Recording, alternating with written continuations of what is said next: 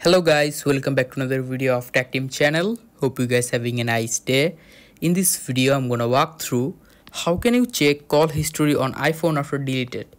So guys, there are no features that you can use to check call history on iPhone after deleted, but you can simply use some tricks to do it.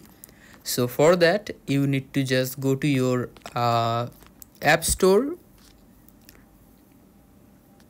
and after that you need to search for your sim app.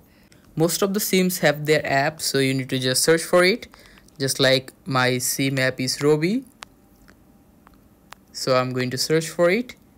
As you can see, this app I have already downloaded. You need to just download it and click on open like this, and after that click the top right this three dash icon. Now from here you need to just search for your history, call history. In my case it is users history, this one. And after that here you can see voice call. If you just select voice call, you can see all of your ingoing and outgoing calls from here.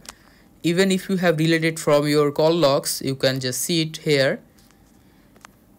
So guys, that's how you can check call history on iPhone after deleted. Hope you find this video helpful.